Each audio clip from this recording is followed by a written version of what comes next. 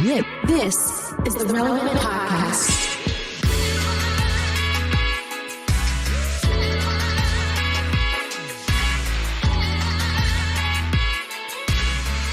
It's episode 1208, and it's the Relevant Podcast here in Orlando. I'm your host, Cameron Strang, and joining me from Nashville, it's artist, producer, mogul, Derek Miner. What's happening? Just down the street there, our managing editor, downtown Emily Brown. Hey, y'all. And in LA, you know him from Social Club Misfits, it's Marty. What up? I'm sorry. Marty, you keep doing the different iterations of the same what up. But I just feel like maybe if the frequency is off, it could change everything. It's always like the scary movie thing. Like, the Scream one. Yeah. Well, I figured it was Halloween, scary movie Halloween. I figured I'd bring it back. No, but we're past Halloween now. It's past November Halloween. 1st. This is the day after. It's yeah, true. It's very true. But I mean, I'm on the West Coast, so I'm like later than you So guys. it's still Halloween there. Got it. So by looking at y'all, now that we're in November, you guys are all wearing purple. Is that just a thing now? Is purple the color of the season? It's the color of the season, man. It is, yeah. You got to I'm go with it. I'm wearing black. They're wearing purple. They both are matching. Purple's in right now. Black's always in, so it doesn't count. But yeah, purple is the move. Always bet on black. Yeah. Okay. All right. Way to make this race related. Just kidding. No, that was actually craps. Yeah, I know, but I just felt like it was a double meaning there. Now you've made it a race thing. And I I never would bet on red. Offended. I would never bet on red. That's for sure. Okay, so Marty, before we started recording, you're bragging about your new hoodie that you got on the TikTok shop. Lately, I've been shopping a lot on TikTok shop. I'm not going to even. What have you been buying? I bought 2 hoodies. I bought a video game system. Right. You said like that last a week. $300 video game system. I bought little like trinkets for like my room. You know how like Emily has like that Target like neon light thing behind her? I have a neon cowboy hat. Yeah. Yeah, they sell at Target. Is that the one from Target? Yes. Okay. So, like I said, they sell it there. They also sell it on TikTok Shop. They also have a cactus, which I bought. That's how I know. Okay. And I've been buying like left and right. Remember how Temu came out and you're like, I'm buying hats. Yeah. I am loving buying. I don't need any of this stuff, but I'm buying it all. I don't know why. I probably spent $400. But You want to know the most interesting thing on TikTok Shop right now? It's the earbuds that translate language. Yeah. Those are very interesting. I don't know, and I don't want to spend $40 to find out.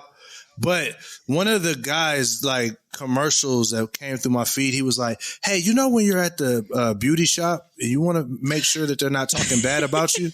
That's why it was made. Buy these AirPods." I was like, "What in the world is this?" And he goes on saying that it could translate 70 different languages.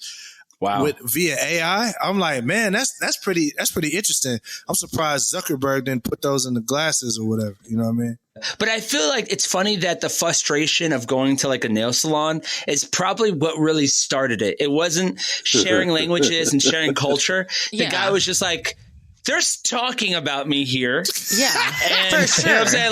Like most of the things I believe that things have like invented and stuff, like anything that's been invented, pretty sure it came from like this petty reason and it just kept blossoming into something better and better. So pettiness breeds ingenuity. I think that's a beautiful thing about America. I think ingenue is different than ingenuity, just FYI. Which one did I say? my cousin's name is Ingenuity. We call him John, but his full name. If y'all had the headphones in, it would have translated it correctly. Yeah. Maybe that's how it works. His name is John, but we call him Ingenuity. We talked about Temu TikTok Shop last episode, so I'm not trying to rehash that. But after that conversation, I got shown a TikTok store, a guy who was like cooking steaks, the perfect steak kind of thing, right? And I like cooking steaks, and so he was like, the way you can. He was doing a thing of like you can air fry the perfect steak. And I was like, okay, I've never tried air frying. Let me watch this. You know what I'm saying? And so anyway, the way he did it was he had a wireless meat thermometer that had an app, and he, put it in the steak and put it in the air fryer. And he just watched his app till it became a perfect medium rare, and then he took it out of the air fryer. I was like, genius. I didn't know they had wireless meat thermometers. So he's like, oh, by the way, these meat thermometers are normally $150, but right now I'll put the link below. You can buy it for $45 from my shop, sort of thing. And I was like, oh, that's interesting. So I went and checked it out. And then I thought, we just talked about this on the podcast. If there's a Chinese-made product on the TikTok shop, go check it on Temu first, right? Oh. Scroll down, put a wireless meat thermometer, saw a bunch of comparable ones. Scroll down, found the exact one he was selling for $45, $17 on Whoa. That's crazy. Wow. Same photo just and cut everything. The middleman out. Go straight to Temu. Cut the middleman out. He was making like $10 off each one of them. That's way more than that. 20, yeah. 30. Yeah. Well, I mean, he was selling it for 45. Sometimes it's like, sometimes with everything, they like the profit is like a $10 profit per piece, because there's a guy, even the guy that I bought this hoodie from, he recommended it and I gave him money, but I should have searched this hoodie up. I guarantee you got it somewhere else. It's $34. It's probably a $10 hoodie. It's probably $34. That's crazy. So did you end up buying the thermometer? No, there's another thing called I think it's called Offer Up or some sort of auction thing too. Same deal. Like they're doing like whole auctions. Like sometimes I'm sliding through TikTok and it's like this lady's auctioning off stuff, and it's like we just turned TikTok into the home shopping network. Really it's true. It's crazy. And I kind of like it, but I can never see anything else but that on TikTok. Have you guys had that issue? I can't see what's really going live. I mean, why would I want to see someone going live? Because I see like a Spider-Man guy who's like, thanks guys. And he's doing this. That's all I see is NPCs.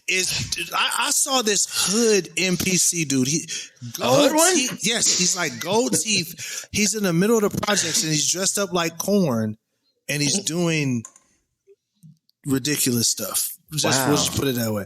I will say y'all's TikTok algorithm is very different than mine. I'm not seeing that at all. There's a Spider-Man dude that posts up in Walmarts. Like he just goes to random Walmarts and he's like, gotcha. Like, and you like, what is he doing? And I'm like, how is Walmart not kicking this dude out? Like, why is Walmart not kicking this guy out? But it's Walmart, so this makes sense to me now. Like, this is helping me make sense of how the people like the Boom guys that were on like Jimmy Fallon this week, like how they got so big. Because I've never seen them on my algorithm once, but apparently they're big enough. Never once, but they're apparently big enough to be on Fallon. If it ever appears on your, don't even slow down. Like you do not want to get go straight algorithm. I don't want this content. Jimmy Fallon looked pissed. He looked upset, and I'll say he was right. Like I watched 5 booms. He's like, "Can we stop this 5 boom?" I would be so frustrated if I was Jimmy Fallon. I'm glad you brought this up, Emily, because we were talking about that this morning. Because specifically, while we were on the phone, I saw this like edit of all of Jimmy's reactions to the Boom guys, on the show, and how just over it he was. You know what I'm saying? And so, but I thought before I saw that the America and Jimmy were like, "What is going on?" I was watching it like, how did they get on the Tonight Show? And I'm thinking, okay, I understand maybe the rationale of the booker that a lot of these famous actors and stuff, the movie that they're promoting might be seen by 500,000 people. And these Boom guys, one video is seen by 20 million people. So, okay, so America's into this. But my thing about their whole phenomenon is just, I thought we were all in on the joke that this is a car wreck. We're not looking away, but we don't actually think it's good, right? I always thought it was. I always thought it was like, I thought it's a joke. Yeah. Right? Like this is a joke, right? I know they aren't they don't know they're a joke. They think they're just popular, but I thought like America had the collective, like, we're just watching this because it's so bad. You're not even an influencer. You're another version of that. I'm discovering that I think there's actual people who actually like it. And I'm just like, that to me is mind-boggling. What do you enjoy about this? They sell out of merch. Kim, they sold out of merch with this kid's face. Ironically, that says the Rizzler. I'll wear a Rizzler shirt, ironically, not because I think that this 7-year-old kid is in any way entertaining. I don't get it, man. Derek, what are your thoughts about the Rizzler? I don't have any. I don't Really? I don't have one thought. Let's give that 5 booms, Emily. Like, Boom, boom. I can't do it, bro. Like, It's so bad. It's bad, bro. Like I literally, but it's brain rot. Like my brain is brain rot. This is brain rot. Like this is going to rot your brain. Like so, I don't have any thoughts. They're legit celebrities. There is a difference between, I think, internet famous and then normal famous. And that line is getting blurrier. Like It's the fact blurry. but it's still interesting because there are so many people on the internet who it's like, yeah, maybe I enjoy seeing them, on their TikToks or whatever. But then if they were to cross over into TV, it's really embarrassing. Like I think a really interesting one is a few years ago, that girl Addison Rae, like she blew up on TikTok and now she's doing like acting and singing. And there are a lot of people who are like, why are you doing this? You're just a TikTok person, like stick to TikTok. Yeah, she's Dancing with the Stars. Yeah. So there's a guy named Zevi. I don't know if y'all watch him, but he's the guy that he does he'll take like the Lil Durk case and he'll be like, but this guy, he had a problem, and he'll break down all of the facts behind it. But he broke down Kabi Lame. I think his name Kabi Lame or whatever. Yeah. And at one point he was number 2 on TikTok and someone else was number 1 on TikTok. And TikTok decided we want to make Kabi number 1. Well, now he's going off to do Dancing with the Stars in Italy. He's going off to try to do acting. He says, I don't really care about TikTok anymore, because he realized that TikTok famous isn't famous, and he wants to go to a different level. And TikTok is turned on him. So it is this thing that's like, we want you famous, but you can't transcend like internet TikTok fame. And I don't know, this is an odd time. And another thought I had was, so I would think about my kids. They knew about this Rizzler kid a long time ago. I remember them singing this song about the Rizzler like 2 years ago. So I was like, what the heck is this? So now this dude is blown up. What my thought is like, well, remember when TV was like, it made you famous? Right. I think for guys like this Rizzler guy, like he's going to be famous to our kids. Like for us, it's not fame because we remember all these other mediums. But, their world is the internet. It's TikTok. It's all those different things. And it's going to be like where the internet is the primary source of fame, as opposed to these other aging mediums that we all grew up with. That's kind of my perspective. So you think that like our kids won't have, remember how they always would talk about how old Hollywood is gone? And then there was a new version of Hollywood, which would be, old Hollywood being the Rat Pack. It would be, Humphrey Bogart, Lauren Bacall. And then you have new Hollywood, which was like all the famous guys we love now, which is the George Clooney's and Brad Pitt's. And then after that, they're like, Hollywood's done. Mm-hmm. It kind of is done. Now, I think celebrities, what we see in celebrities, even now in like Lifetime movies and like the Christmas movies, those are all like Addison Rae is in 2 of them. Like these people are now doing anything they can to be famous. What I've also heard too is that a lot of people are ditching TikTok, Instagram, and they're going right to YouTube. Because YouTube is just, you could sustain a YouTube career. You really can't sustain a TikTok career. And so it's just funny, like how we look at celebrities or how we look for celebrities is completely different how Gen Z looks at them. 100%. Well, my thing is when you think about even the actors that are popping now, like a newer actor would be like Timothée Chalamet or Tom Holland. But those guys are kind of, they've been around for a season. I wonder if the new actors are going to be, you're going to find them on the internet. Like you're going to find them in there and they're going to be these entertainers, because that's all a movie is entertainment to us. I'm not saying movies are going to die out, but you got these guys that they literally have scripts and scripts and scripts of great entertainment on their YouTube and TikTok. I wonder if they're going to be the movie stars of the future, Well, I mean, one of the new cast members on SNL was that girl who's huge on TikTok. What was her name, Emily? Did she sing that awkward song? Yeah. Oh, really? Yeah. I like her. I do like her though. She was like TikTok famous. She did like TikTok That's how she got discovered. Yeah. I didn't know that was from TikTok skit. I thought, wow. So, but the thing that was so funny to me watching the Jimmy Fallon thing, it was like the two worlds colliding. It was like their content, even in the interview, was so so eye-rolly cringe. It was so bad. And, and Jimmy's face just couldn't hide it. And it's like Jimmy's in there, like you could feel the inner monologue where he was like, you're getting hundreds of millions of views and followers entertaining people. I'm like singing and dancing and doing comedy and writing and to entertain people. And it's like, I've worked hard at my craft and you did this for the same result. Like, it's just like, you could see there's the life sucking out of his face, man. It's soul crushing. All right. Well, we have a great show in store for you. Coming up later, one of my favorite R&B artists, Gallant, joins us. He has a new album just came out. He talks to us about that. You don't want to miss it. At the end of the show, we have your feedback, but stay tuned after this break. It's Relevant Buzz. Today's show is also brought to you in part by Upside Down Kingdom Bible. Think deeply and love widely with the new NIV Upside Down Kingdom Bible. This study Bible provides readers with thoughtful, scripture-based notes from a diverse set of trusted Christian voices and explores difficult issues facing Christians today. With features that are honest, nuanced, and filled with grace, topics such as race and ethnicity, creation care, science, abortion, gender and sexuality, politics, and others. Learn more at UpsideDownKingdomBible.com or find it wherever books are sold. Relevant Podcast listeners, we are so excited to invite you to join the powerhouse lineup of Phil Wickham, Cody Carnes, and Christian Stanfill for the Sing-Along Tour kicking off in January 2025. This one-of-a-kind worship atmosphere, featuring both solo and collaborative performances, creates a sacred space where communities gather to encounter Jesus in deep and authentic ways through the collective worship experience. We'd love for you to join in. Tickets are on sale now at philwickham.com. All right, it's time for Relevant Buzz. Tell us what's happening at the intersection of faith and culture this week, Emily. Okay, well, unless you guys have been living under a rock, Election Day is on Tuesday. What? Yeah. Have y'all voted yet? Or are you planning on voting? I missed it. I missed voting, honestly. I like doing it on the day of. I like the buzz of being there on drama. Election Day. Yeah. So I'm going on Tuesday. Okay.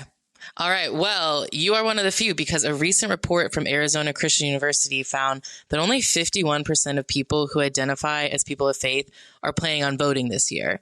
Oh, and wow. When you look specifically at like the Christians who said they weren't voting, 41 million Christians said they would not be voting in this election. That's crazy. Wow. That could be a real decision maker in the election. That is crazy, though. It's a really big deal. And there's like a few reasons that they're sitting out. 68% said they just aren't interested in politics. They're just so like burnt out from it that they are choosing not to engage at all.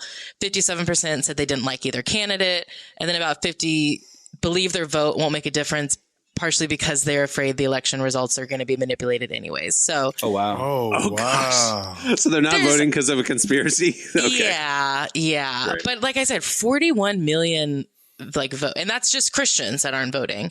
Like that's a huge amount. How do we know that's the real number? It was a survey done by Barna at not Barna the organization, but George Barna, the actual guy, kind of led this survey with this university. So this is legit. 41 million. Yeah. 41 million would be incredible. Jeez. Now, I will say we could potentially throw a little bit of a wrench into this study. I think it's still very valid, but there is another study that came out this week that said 1 in 4 voters, and specifically half of Gen Z voters, lie about their vote to close friends and family. Oh, wow. I believe that. Why? Like, why? What? Break that down. The big reason is they just don't want to rock the boat. They know that if they are honest about who they're voting for, it's going to cause tension with family and friends. So they either say they're voting for a different candidate, or they just remain silent altogether and not talk about it.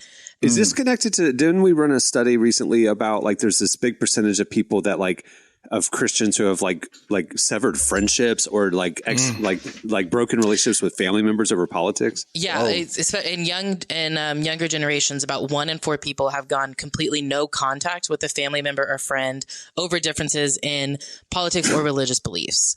That's crazy. Yeah. I will say this. I do think healthy boundaries are good in life, right? And I mean, I don't mind saying it. I was at a family gathering not all that long ago, a multiple day. We were staying somewhere together. And I have been very adamant that there's boundaries. Like for us to be a family. Yeah. We will talk about these things and we will not talk about these things. And certain lines were crossed and I was forced into conversations that I was not comfortable with. And I just chose that for me in my house, we don't need to be here. And so I left. I literally left. Wow. We drove Honestly, home early. you probably saved the whole family dynamic. I mean, that. it caused, honestly, my action caused tension for about a month, but then, we made up. But then it was just a hard reset where I'm going, I told y'all I'm not engaging that stuff. And you're not going to like lure me into these conversations just because we're staying at the beach together or whatever. Like I'm not doing this. So this is a question I got in that situation because my family's not really like that. My mom, usually what happens when she brings up politics, I'd be like, oh, that's crazy. And I hit her with about 5, oh, that's crazies. And then tires herself out and she moves on.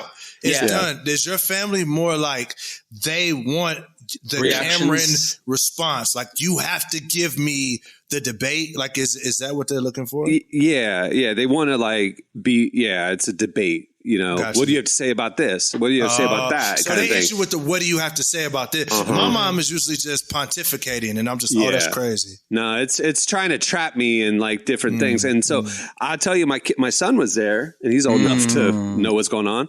And he was bothered and he went down to his room to, be away from the conversation. And then other family members ended up leaving the room too. And it's just like, I'm just going, this ain't worth it to me. I'm happy you did that for your son. I'm also not going to just sit there and let you win because you're wrong. And so I'm happy you did that for your son because people got mad at my pastor for not wanting to be political. And he was like, he's like, the word of God never changes.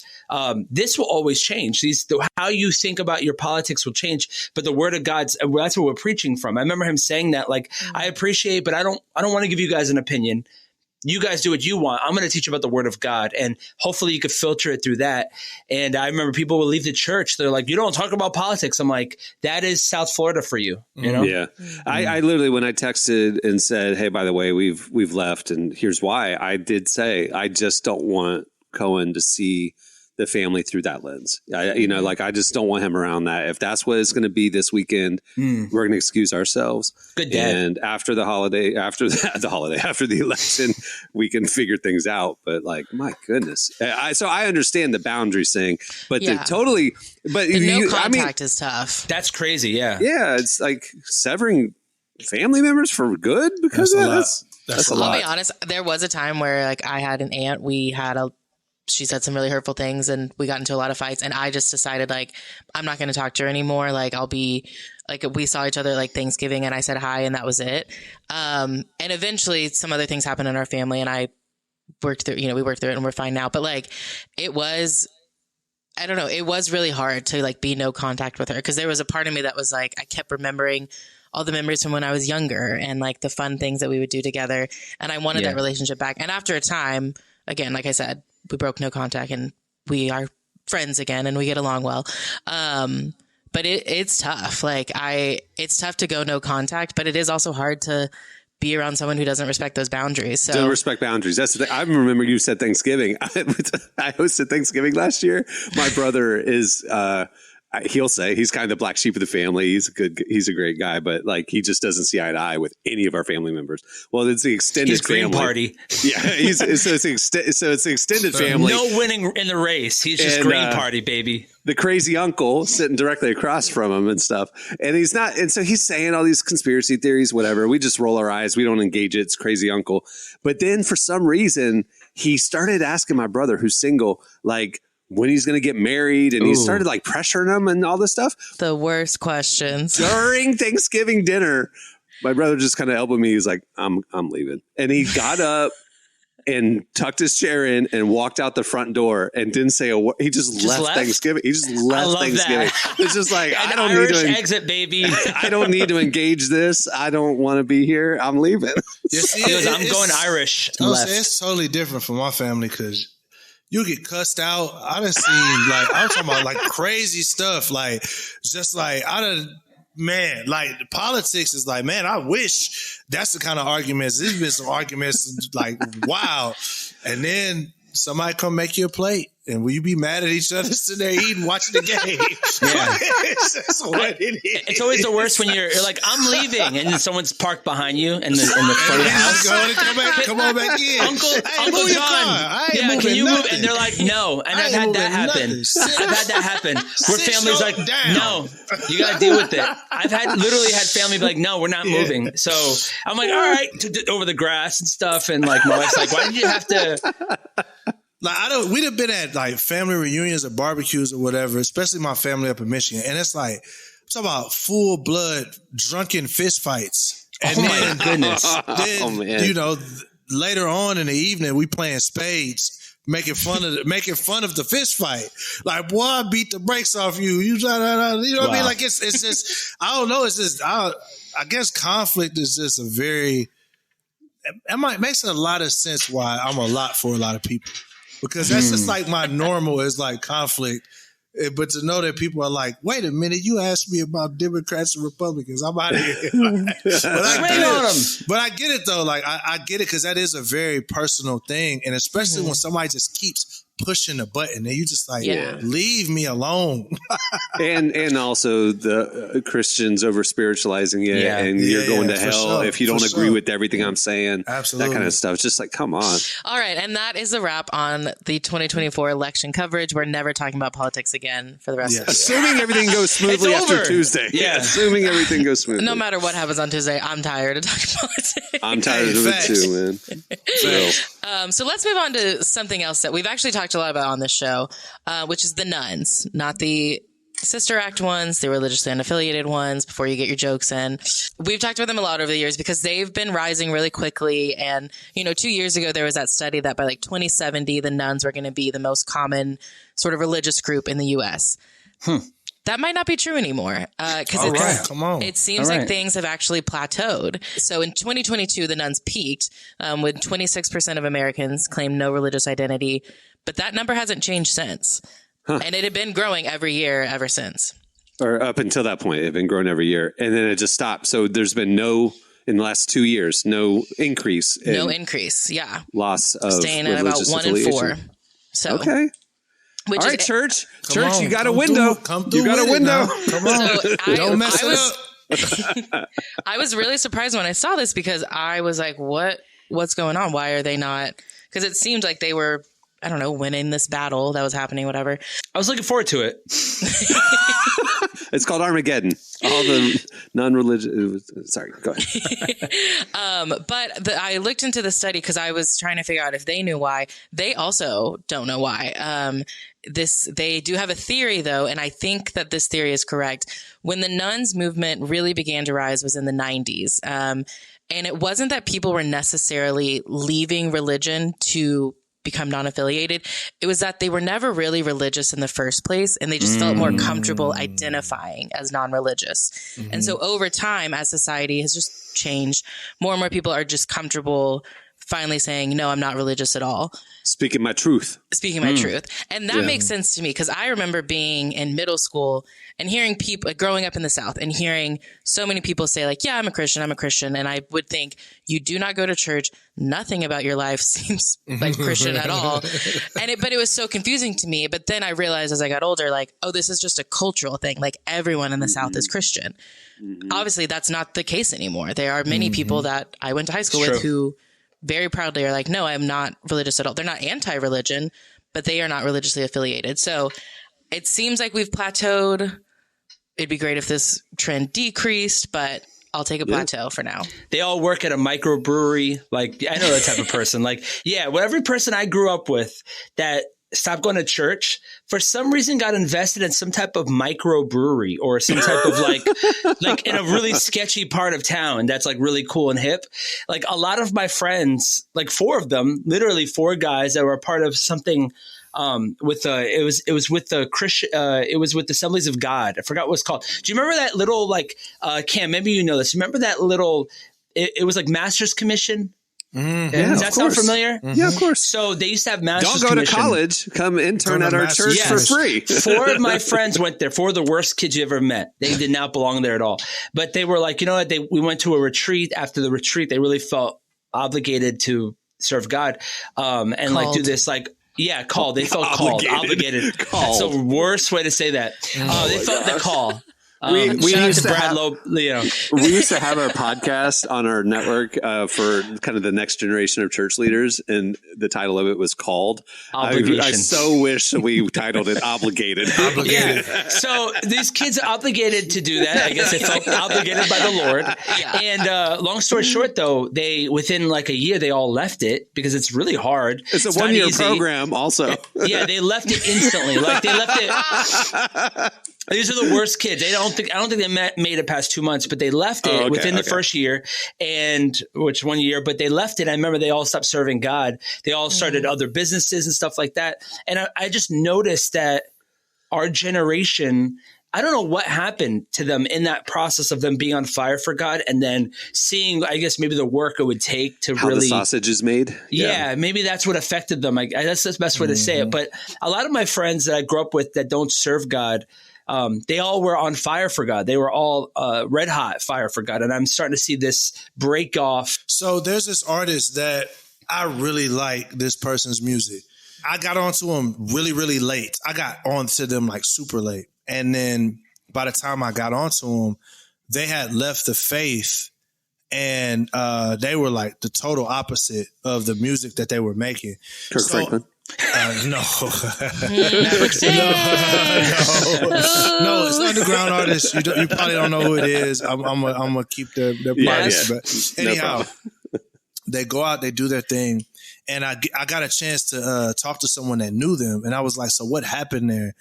And they were like, "Yo, I think that person went so hard for God because they were trying to prove to themselves that they were religious."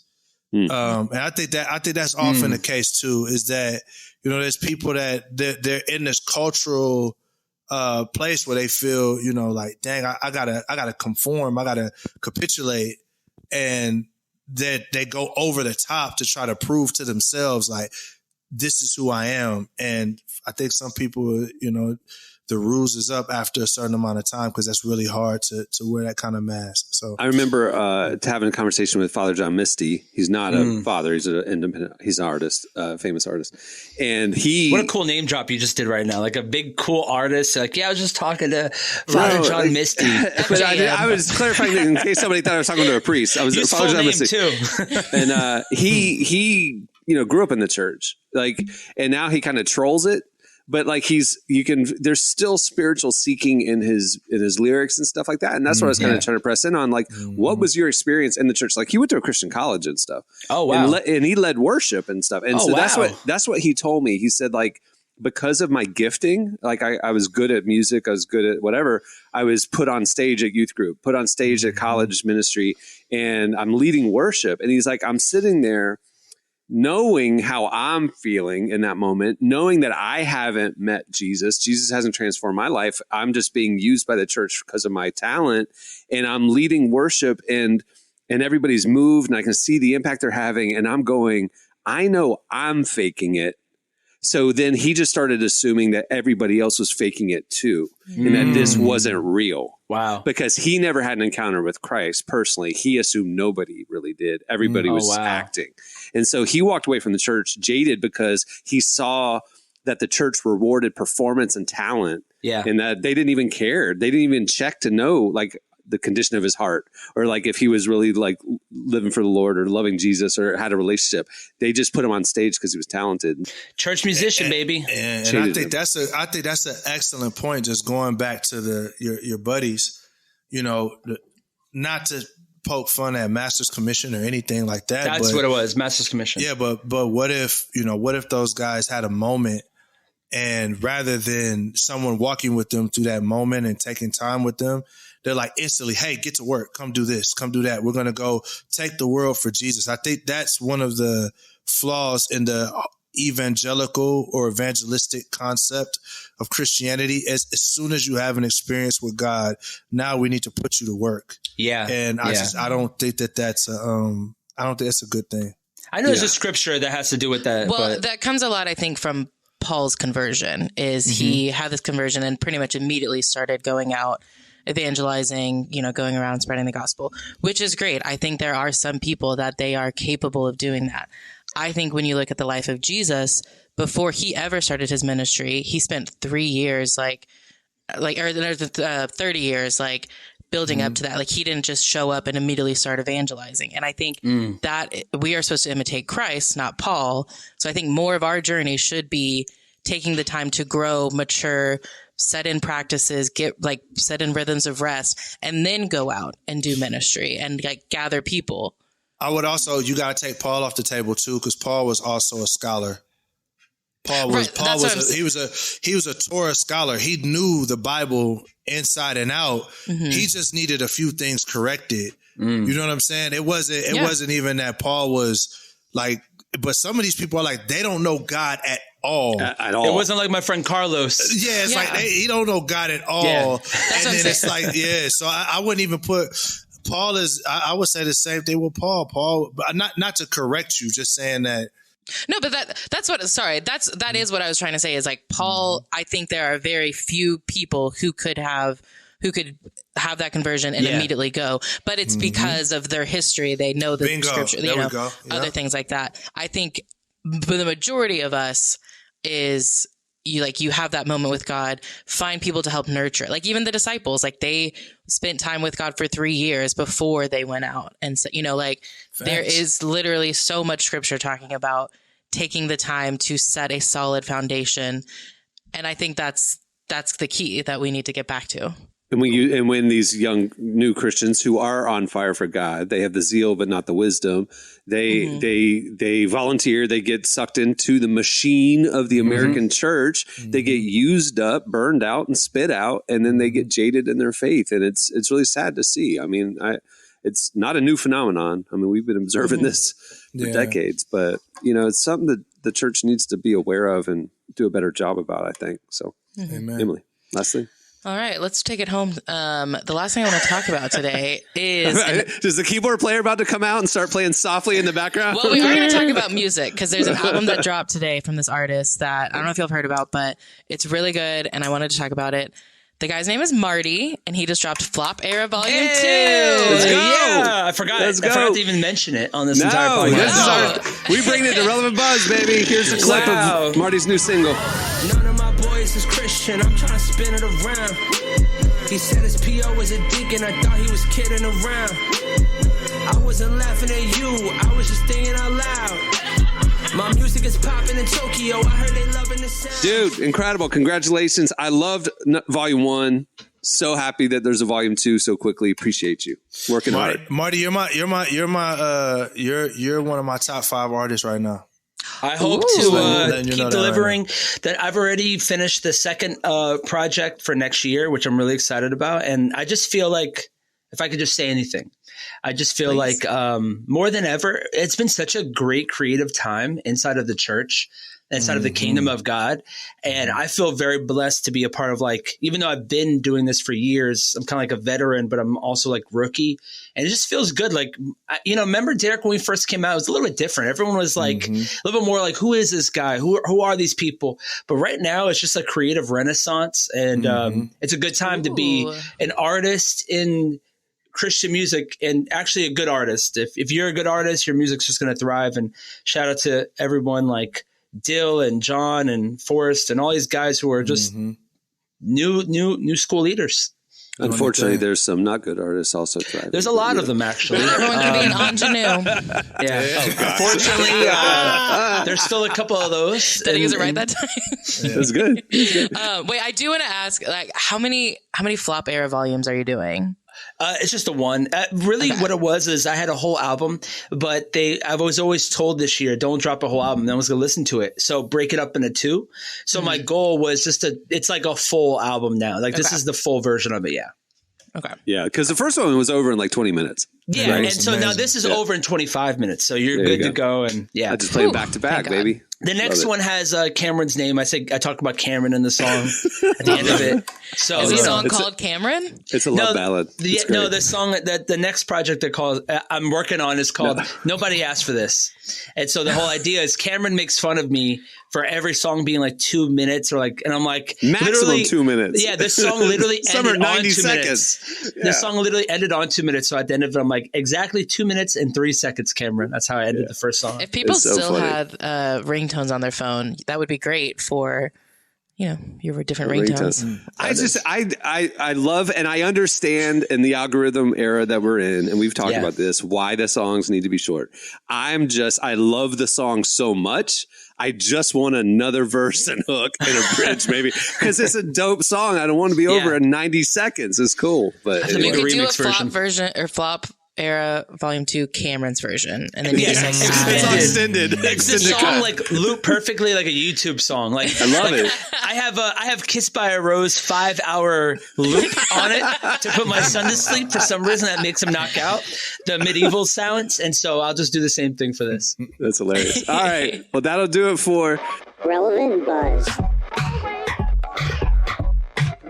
Make sure to check out relevantmagazine.com every day, where we are covering the intersection of faith, culture, justice, everything in between. All right. Thanks, Emily. Stay tuned. Up next, Gallant joins us. Today's show is brought to you in part by Ricky Smiley's new book, Sideshow. Have you experienced devastating loss? Ricky Smiley, comedian and radio show host, shares his journey through grief and healing after losing his son and father to addiction in his new book, Sideshow. Discover hope, encouragement, and tools to practice how to hold the good with the grief, the past gifts with the present heartache, the hope with the hurt. Learn more about this autobiographical book that can serve as a helpful resource at sideshowbook.com. Today's podcast is also brought to you in part by the new book, Counting Miracles. One miracle might change 3 lives forever. From Nicholas Sparks, author of A Walk to Remember and The Notebook, Counting Miracles is an emotional novel about second chances. It follows Tanner, a former Army Ranger searching for his father, Caitlin, a doctor balancing work and family, and Jasper, an elderly man facing personal tragedy. As their paths cross, none expect a miracle, but it may change their futures forever. A story of redemption and belonging, Counting Miracles is available wherever books are sold. Well, our guest today is Gallant, one of our favorite indie R&B artists. He recently dropped his 3rd studio album called Zinc. He opened up to us about stepping out from his label to become an independent artist, the freedom he finds through his work, and how faith and spirituality have been an unexpected source of inspiration for him. Here's our conversation with Gallant.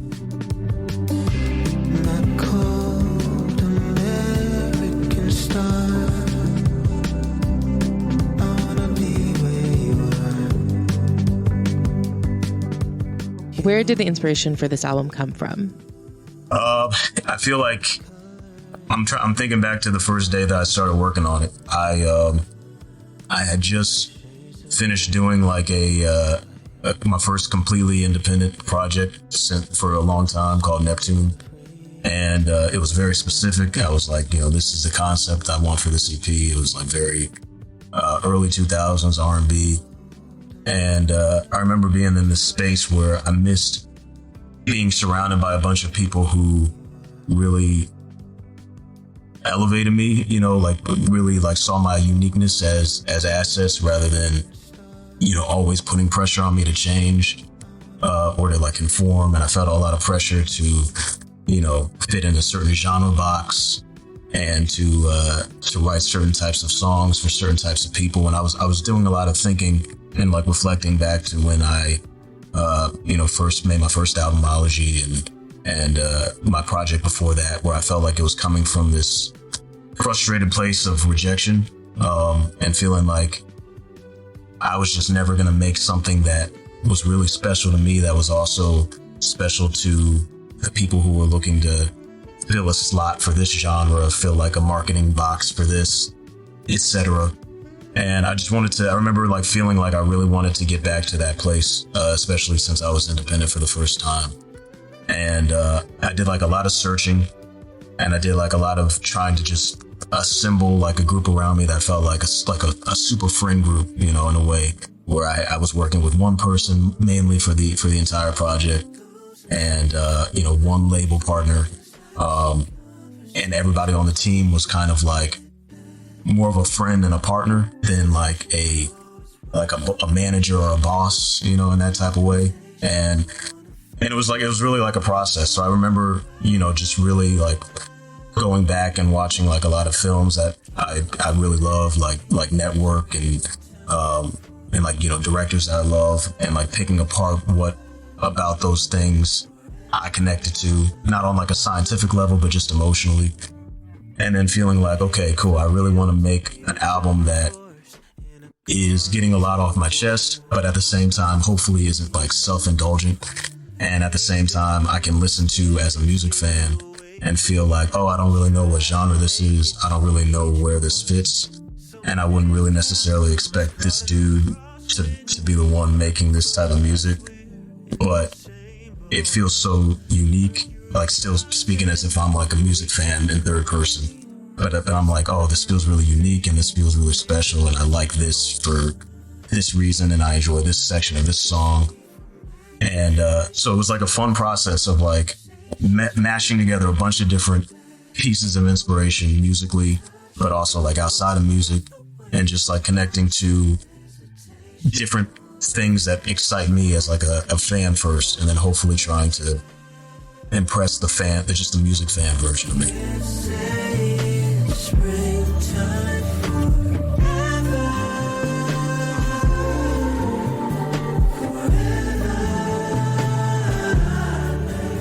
I realized that it's kind of hard to define your music because there's R&B and rock and techno and a little bit more. And I'm just curious, how do you categorize your music? I feel like, yeah, it's fun. I mean, I like the R&B label. I think that's totally fair, because I do make a lot of music that I make is R&B, you know. I wish that I could maybe more often get just pegged as more like just an alternative artist, you know, or like, I even think like the first things that I was releasing had more like ambient, like shoegazy, lo-fi quality to it. So I don't know. I feel like the R&B label doesn't really bother me that much. I do feel like I fit more in like a different, like a collection of subgenres than I do just like one big overarching genre. But I don't know. I think of people like Seal. I think of people like Terrence Trent D'Arby. They're making, the way that they approach music was just very, it was like a blend of a bunch of different things that they really liked.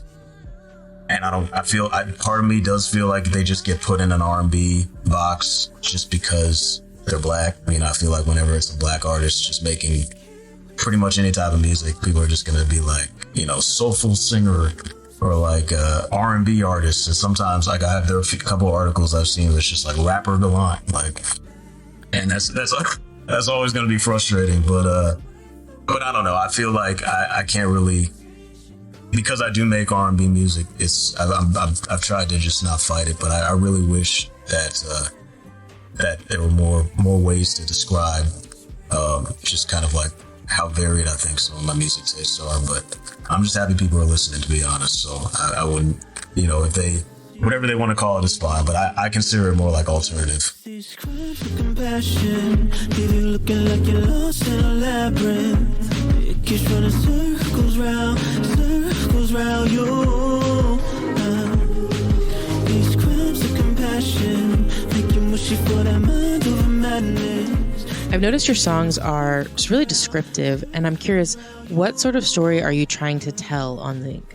I feel like it is the image of the dude in like a full body cast, and he's also like the expression on his face is like he knows that he did it to himself in a way, but he's also willing to sit there and wait out the injuries, and he's hoping that he can make a full recovery, and he's going over all of the things that went wrong in his head. Like if he could make like a left turn here, would that have avoided him like breaking his arm? Or if he had made like a stop at the stop sign, would that have avoided him like, you know, messing up his knee? I felt like it was a very I feel like every song has like an acknowledgement that like I'm the one who's at fault, you know, like there's no like blame in any of the lyrics or any of the songs on other people.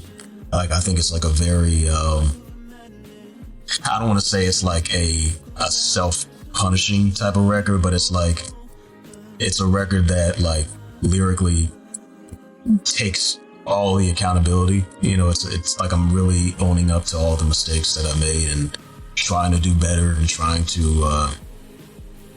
diagnose it with a plan of action to not mess it up the next time.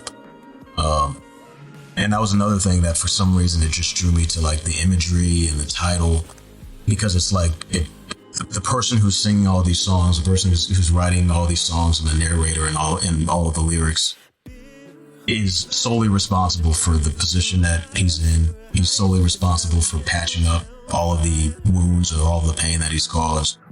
And he's willing to do the work, and he's willing to not just diagnose it, but take action and heal all the wounds himself. Who is that to blame you for how I'm losing grip, falling deeper and deeper? Something that I've noticed specifically is you use a lot of religious imagery in your songs. Does faith play a big role in your life? It definitely has been. I feel like I have a very interesting and like maybe complicated like relationship with faith, because I feel like it's been there have been periods where I'm like extremely religious in one specific way, and then there have been periods where I'm not very religious at all, and then there are periods where I'm looking at a much bigger picture, and it's more about like the universe, etc. And so I don't even necessarily have a great idea of exactly where I fall or where I land, but I do know that there's always been a philosophy that not everything is necessarily within my control, but also being willing and being able to focus on the things that are, and not, just take full responsibility in a way that allows me to make sure that I'm always, within reason, doing things that lead to a more positive outcome, not focusing on the negative things, visualizing the end game that I really want in any situation, and making sure that I can work every day to get up to that goal, whether it's like a personal goal or a different goal or a bigger picture goal, etc. And just like having a lot of faith that it will all, work out in the end in one way or another. And so I think that bigger philosophy, especially lyrically, when I'm doing a lot of things like imploring to like the universe, or I'm like making like a reference to like one like micro thing to like a big cosmic thing, or like even a micro thing to like an even smaller molecular thing. There is definitely a philosophy that connects everything together, where it's like, it's weird. It's like something. It's definitely like a lack of control in a good way, but then at the same time, it's like making sure that you are never ceding your own destiny to anybody else. Whatever the intersection of those two feelings or those two philosophies are, I feel like is what I for some reason love to focus on lyrically.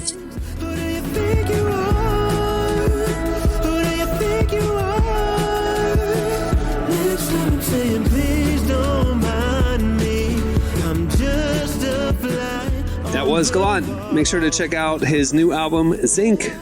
It's out now. All right, after the break, we've got your feedback. Well, today's show is brought to you in part by World Vision. We all subscribe to a lot of services that make our lives easier and more entertaining.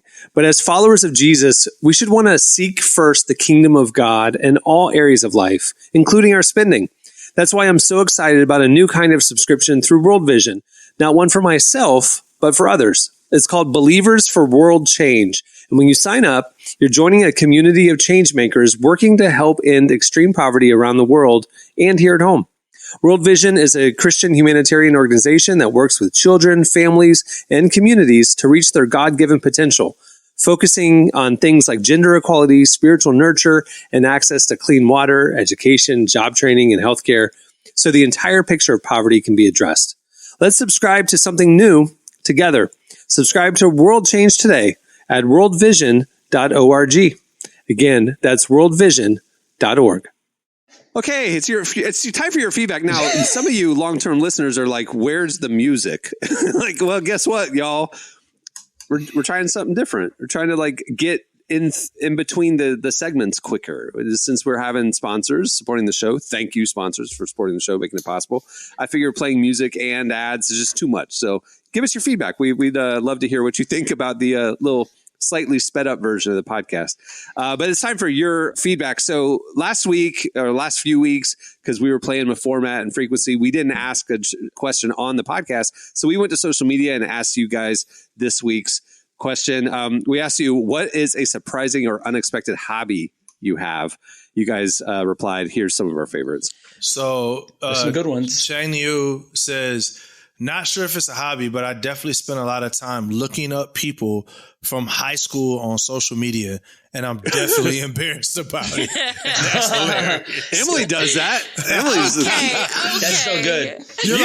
You're like, wow, they age like milk. Yeah, that's the only reason why you want to look them up. I look them up when they post about being engaged or having a baby or whatever, and I'm like, what else have you been doing in your life? And then I do spend probably way too long going back through their posts. It is crazy though when you see some of these people that you went to high school with and they look like old middle-aged people who are uncool and just like whatever. It's like, some is of that us what are we not even 30 yet. So. But that's what I'm saying. It's like, is that what we look like? Even not 30. Like it's like you look like you're 40 years old. Is that what we look like now? I'll be honest. I looked at it. I was like hanging out with a friend and we were showing a picture, or I was showing her a picture of something from like I think 2019. So 2020 pre-election, all that and stuff. Yeah. And she was like, is this you in high school? And I was like, no, I'm 24 years old there. That was only like 5 years ago.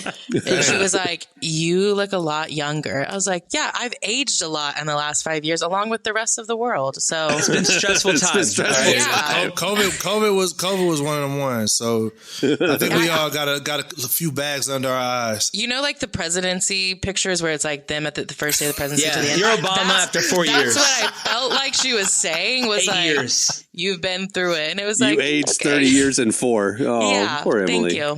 Appreciate that. There's so many good ones here. On be honest with you, there's so many good ones. I'm going to go with Sarah because I think this is really funny. Good. Her hobby is browsing Zillow. Cannot stress enough that I'm not in the market for a house. But that's her hobby is browsing Zillow. I have friends that do this. Like I do too. Yeah. I have friends when I moved to Nashville, I had a friend who kept sending me houses in Nashville, and I was like, sweetie, I'm not buying a house. I cannot. Buying a house. Like, we're just like, look at this jacuzzi. This one has a jacuzzi. She was like, this is just a nice house. Like, and then she would tell, like, she was telling me about the people that live there because that information's on Zillow, and I was like, this feels too public. I should know. I need to know less about my neighbors. But yeah, I do know people who do that too, and I know people who drive around and do that. They'll be like, look at this house. They'll go to like big houses. I like this one from Reedy. The past year, I've gone full grandma mode and started knitting blankets. I'm so down. I'm happy that you do that. I love knitting. I love people who knit. I think it's the coolest thing. Honestly, I do not knit. But my grandmother, my grandmother, she was such a good knitter that they would frame like what she would knit. And in my house, we have she knit me like Ninja Turtles, and she knit me like a Batman, and she knit me like blankets. And I just love the comfort of a good, I'm not talking about the one that like pulls apart. Yeah, I'm talking about real knitting, you know, like good quality one. Yeah, good quality. I love it. I thoroughly enjoy it. The other night I was with some friends and we went to this, I don't know if you watched Somebody Feed Phil on Netflix, but they did an Orlando episode and he fell in love with this ice cream shop. It's kind of like they do weird, I think it's like Asian influence flavors, all this kind of stuff. So I hadn't been yet. So we go there and it's like line out the door, packed, you know, hipster, cool area. And so while I'm waiting in line, I look and there's a person there eating their ice cream, or, you know, they'd found a seat, they were by themselves and they were knitting. They were just there enjoying the buzz of the place and just knitting and stuff. And I thought, this is the most hipster thing I've ever seen in my life. Oh yeah. That like you bring your knitting stuff to the cool ice cream shop on a Friday night. You just hang out. That's such a hipster thing too, to like knit, right? Like, yeah. another thing I've been noticing a lot of, and we'll get the next one, but it's performative reading. People will go to a coffee shop. What's Look at me reading. It's when somebody pretends to read. It's when somebody pretends to read because they're good looking and they like their outfit and they want to be the mysterious character for the day. And so they sit there with a book on women's rights or something like that. And he'll have like his long, flowy, good looking hair. And he'll be looking up a book. And I'm like, dog, you are not reading that while eating pear and blue cheese ice cream. It's just not happening. Sorry. Oh my God. Performing reading, they go to a bar, like they go out to read the book. They face the crowd too. They don't like need privacy. They want everyone to see they're reading a stupid book. This timeline is crazy we live in. This is a crazy timeline. There is one that I want to talk about. He said, I make a playlist for every possible life scenario. Stuck in traffic at 5 p.m., choosing between cereals, Monday morning existential crisis. I don't make playlists because I don't think I have enough discipline. But I do like finding playlists. And there's like one girl in particular I found a couple years ago who makes the most hyper-specific playlists that I'm obsessed with. My favorite one she made is called Songs That Make You Feel Like You're Drinking McDonald's Sprite. I love it. That's great. It's iconic. I feel like there's like EDM on that. I don't know why. Does it burn? Like, it lights you up inside. And every song is like, you know, when I listen to it, I'm like, I do feel like I'm drinking a McDonald's Sprite. Like, it's so great. You guys share those with us. I thought the whole McDonald's Coke, McDonald's Sprite thing was like just kind of like placebo, like we all think. Dude, no, they actually, McDonald's has a deal with Coca-Cola that the drinks that are shipped to McDonald's are in metal containers, not the bags that other soda fountains have. And the metal containers retain the carbonation significantly more. And that's why when it comes out, it is so much more carbonated, sweeter, sharper than other fountains. It's really different. I didn't realize it. They give a little bit more syrup too. That's what I've heard too. They give just like the perfect amount. The ones that we go anywhere else, we're not getting the perfect amount. Right. That's actually how it's supposed to be. Just like they partner on it though. Like literally it's like McDonald's and Coke have a deal that we're going to be like the best experience of your beverage. I love that. It's win-win. I rock with it. Now, when they get rid of the cola and the Big Mac, we'll be, you gotta go with the chicken Big Mac. They gotta have a lot of carbonation to cancel out the E. coli. All right, it's time for this week's editorial question of the week. Hey. Okay, well, earlier in the show, we were talking about TikTok Shop, Temu, stuff like that. We want to know what's the craziest thing or maybe the most regrettable thing you ended up buying from the TikTok Shop late at night. Oh, this looks cool. It shows up. It's not what you wanted or what you thought. We want to know the craziest impulse buy you've done either on Temu or TikTok Shop. Tell us about it. If you want to send us a link or a photo, you could do that too. Hit us up on X at Relevant Podcast or wherever you see us post on the other socials as well. I'm excited about these. Yeah, maybe it'll be or recommendations. Stuff like Marty's recommending the hoodie that he found. See, it's going to be a problem. I haven't bought anything on TikTok Shop yet. I highly recommend it. Honestly, it comes very, very quickly. It's really good. I have a lot of friends that have, but I think the things that they're advertising to me, I'm like, I don't want it. Like I keep getting the same pair of overalls. Like every third video is about these pair of overalls. And Are they the Dickies ones, the striped one? No, they're cheetah print ones. And they're cute, but I don't want them. If you're ever in the market for a wireless meat thermometer, I got a link that I can throw in the bio. I actually was dreaming about that last night, so yeah. Well, before we wrap up, I want to thank Gallant again for joining us today. Make sure to check out his new album, Zinc. It's available now. Also, make sure to check out relevantmagazine.com every day to see what we're covering at the intersection of faith, life, justice, and culture. Got a little something for everyone. Also, don't miss out on any of the great content we're posting by signing up for our newsletter. You can do that right there at the site. Check out Relevant Plus for the best content experience we offer, which is this podcast, ad-free unlimited reading at the website, our exclusive, beautiful digital magazine every quarter, and more. Plans start as low as $250 a month. Go check it out. Also, make sure to follow us on all the socials. We're posting every day. Lots of stuff. All right. Thanks, everyone. Okay. On that note, we'll wrap it. I'm Cameron Strang. I'm Derek Marner. I'm Emily Brown. I'm Marty. We will see you on Tuesday. Have a great week, everyone.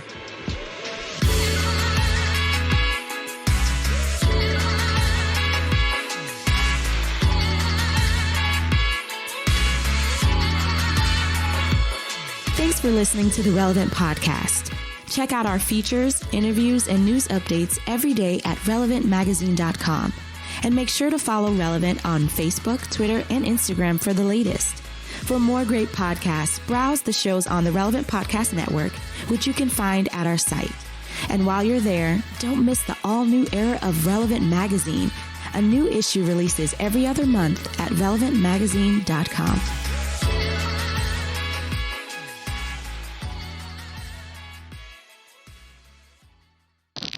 Pettiness breeds ingenuity. Relevant Podcast Network.